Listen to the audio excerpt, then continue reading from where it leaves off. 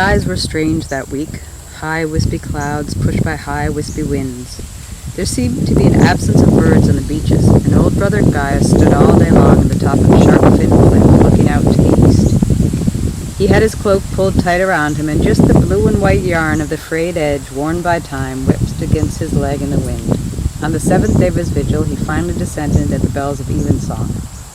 He made his way back to the abbey and took his place in the choir section of the church, reserved for those monks who were devoted to learning and prayer. Brother Guyas was in charge of the herbarium. He sat and thought to himself.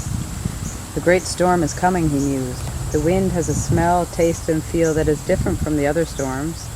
The scent is of the deepest ocean I have ever smelled, where creatures live that we have never seen. The taste is of salt and pungent seaweed, and the feel is of a dry, hot sun. Something strong and powerful is coming right from the beginnings of creation itself. I must prepare.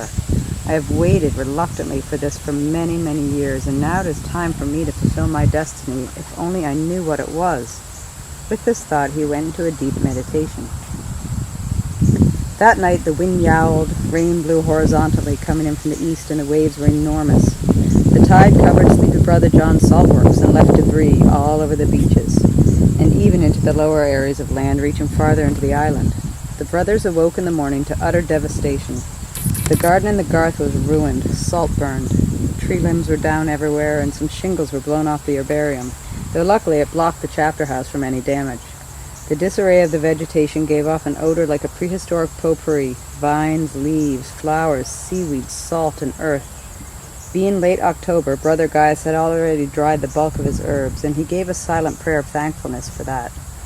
After meeting for matins and helping to organize the cleanup strategy, Brother Guyas took leave to check on his beehives, they were at the edge of a low grassy valley, almost fjord-like, that fingered in from the sea to the middle of the island's 100-acre wood, like a long, narrow meadow. When he got there, he was greeted by his destiny. Meadow near his hives, which had fared well, he saw a creature he'd only read about in his ancient manuscripts, a mermaid. She had a long silver tail, the color of a striped bass, hair that resembled long trestles of sargassum, and eyes as dark as the deepest ocean. She spotted Brother Guyas, and her dark eyes pleaded. "Help me," they said, "help me." He went over to her and saw that woven in her hair very intricately and beautifully was millions of little seeds. She could barely lift her head. Brother Guyas put a hand under her head to try to support her, but when he did, he caused some of the seeds to jump off. Then he knew the Ruderals were behind this. They had woven this poor creature's head with their seeds and sent the storm to strand her in the middle of the Avalon. He had read that if a mermaid died an unnatural death on land, her body would melt down and salt would pour from it, killing everything around it, making the land become very dry. This was the perfect environment for the Ruderals to take over. He laid her head down carefully and ran back to consult his books, thinking to himself, "Aha, this is what I have prepared and waited for. I must save Avalon. The seeds will be quick to take root." Brother Guyas got to his herbarium and looked through many books until he found one about creatures of the sea.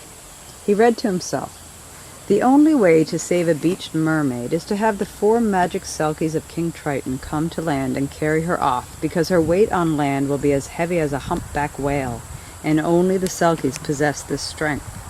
To call the Silkies in, you must go to the edge of the shore at dawn and slap your hand against the rocks, creating little splashing sounds as the water hits the rocks.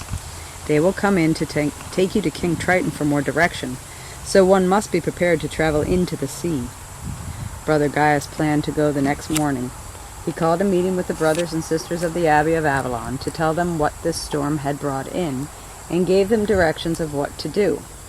He ran back and covered the mermaid with an old terrarium he had, soaking the ground around her and leaving a mister for the brothers to spray her and keep her wet until he returned.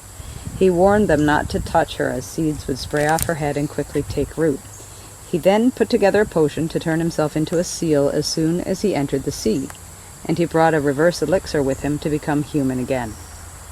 The next morning at dawn, Brother Guyas got up and went down to the beach and walked out onto the small jetty. He crouched down and put his hands against the rocks in the water and made a slapping sound. As he did so, he noticed from far out in the harbor 4 heads appear.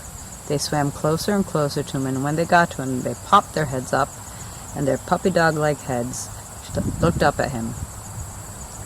He took his elixir, dove in the water, and they were off. They swam to the deepest part of the ocean and were met by a quiet female anglerfish. She greeted them and lit their way still deeper with her luminescent spine. When they got to the gates of King Triton's palace, which were guarded by a pair of wolf-fish, she left them and disappeared into the abyss.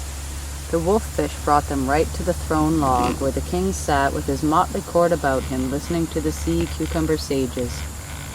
Brother Guyas bowed to the king as best he could in sealskin, and quickly explained why he had come. He asked if he could borrow the Silkies to carry the mermaid back to the ocean and get the seeds off the island of Avalon. The king already knew what was happening, as the Ruderal sisters had lured their youngest mermaid into their nest of evil with images and promises of great adventures in the world above the ocean.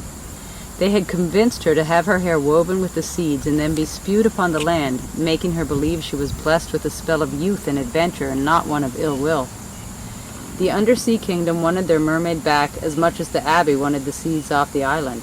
King Triton spoke. "Take my Silkies," said King Triton. "But when they take off their skins at the ocean's edge, make sure their skins are well hidden, as anyone who finds them will own the Silkies and their hearts, and nothing will turn them back to the sea but the locating of their skins again. Also, the Silkies will indeed become human, but their strength will not be as its utmost until they learn at least one tree of the upper world. When they can make a limerick or short poem about a tree and whisper it into a cup of holy water, then their powers will be strong enough to carry the mermaid to the water's edge." The Silkies and Guyas swam as far up the fjord as it went, to an area where it became an abundant wetland. They found an old swan's nest and folded up their skins and placed them in the nest. Guyas drank his second potion, and they all transformed into humans. They continued inland, following the marsh until it dried and became the meadow, and there in the distance they saw the vigilant little group of monks keeping the mermaid's skin moist. As they hastened toward her, Brother Guyas stopped them, reminding them they had to learn about a land tree and create a limerick or short poem about it, whispering it into a cup of holy water, and then obtain the strength they would need to lift her to her liquid safety. They followed Guyas off the path into the edges of the 100-acre wood to a small woodland chapel. Inside was a cup of holy water.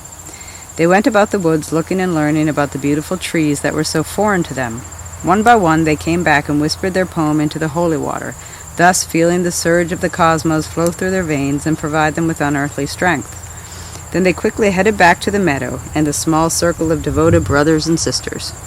The clever monks, whose hands and minds were never lazy, had fashioned a beautiful travois out of some newly fallen birch boughs. It had long handles so a party of 4 could pull it. They had made the cross pieces with birch suckers so they would bounce a little and act like a shock absorber for the mermaid. Its sides were rigged with skin sacks filled with water to spray her on the journey. The Silkies wasted no time. They placed her on the travois and began to trek back to the march that headed out to sea. The Silkies fell into a rhythmic progression, inspired by the monks who followed along chanting beautiful songs of thanks. They were headed out through the wetland to the swan's nest to retrieve their skins. As they approached the nest, they looked in horror at it because it was empty. The skins were gone. They gently laid the mermaid down, and all 4 of them began to cry in the saddest way the monks had ever heard. Then they all turned towards the beach, and there in the distance were floating images in the salty mist. The human-like creatures held up the shroud-like sealskins and laughed an eerie, echoing laugh. It was the Ruderals. One by one, the Silkies began walking towards them, looking as if they were in a love-like trance. This is what Triton and the monks had feared. The Ruderals now had the upper hand. They had the Silkies under their power. The eldest Ruderal, Morgaine, spoke. "Plant our seeds, or we will own the Silkies forever. Triton will not be able to get over his grief for the loss of the Silkies and his littlest mermaid. He will rage storms and tides upon you until you are no more." The monks were dumbstruck. But, being individuals who had spent years tending vast apple orchards, making ciders, wines, and jellies, their minds could easily find the sweet in the sour. They formed a circle, and their thoughts swirled together with the chant of the simple word, "Ooh," and as they chanted it, a solution came to them. The chant ended, and Brother Guyas spoke up. "You have the Silkies, yes, but you have forgotten we have your seeds. Your offspring are woven into this mermaid's hair. Without them you are no more, at least for 100 more years. "Ha ha," belched Morgaine, the eldest sister. "The seeds are woven with an unbreakable weave. There is no way you will get them out. Even in the sea, they would simply float up, and the sun and the nutrients from the mermaid's hair will sprout them and wash them onto the land. A mermaid will never cut her hair, for with her hair goes her beauty and powers. They all looked at the mermaid and were silent, not sure what to do next.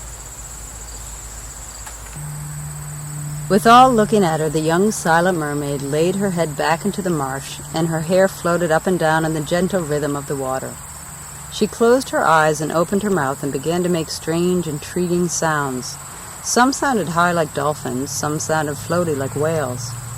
There were sounds like birds and some whispery deer-like sounds, and some they could not hear at all but only sensed like the low rumblings of elephants. The whole island was listening. Then slowly animals from far and wide began to descend on the small island. Whales appeared offshore, dolphins closer in. Salmon swam right up the channel until it became marsh, and small needlefish and minnows came closer still. Then a large dinosaur-like blue heron landed by the mermaid's head and gently pulled and snipped at her hair, loosening the seeds. As they came out, the needlefish and minnows pecked and ate them, and the bitterns, ducks, and geese of the marsh scooped up her magical hair for their nests. Soon the seeds were consumed by the animals of Avalon, and her long hair was made into fine, strong nests that would be used for many years to come. The mermaid had no strength left. Her hair was very short, yet it felt strangely free and enlightened in the cool water. The needlefish and minnows put her on their backs and floated her to the salmon that brought her to the dolphins and outward to the whales. The monks, the rudrels, and the Silkies watched from shore as the dolphins held her up so she could breathe. The whales swam slowly around and around her until they made a current that was so strong it formed a water funnel in which she rose up. Fish circled it, birds circled it, bees and insects, until it was churning, foaming mass of life. Then a light from the sky filled her body, and she seemed to have strength flow back into her. Her selflessness had caused the creatures of Avalon to restore her life force once again. She gave a fish-like wiggle and dove high off the spout, piercing the water with a happy dive. The animals dispersed like a flash of light, and all was still and quiet. At that moment, the rudrels' forms vanished, and the Silkies' skins dropped to the beach. The monks helped them put their skins on, and thanking each other, the Silkies scooched back into the sea as the monks watched from shore. Then the monks all turned back towards the abbey to restore their energies and to begin to rebuild their gardens and buildings. But Brother Guyas stood for a long time looking out to sea. They were safe again, he thought, at least for the next 100 years.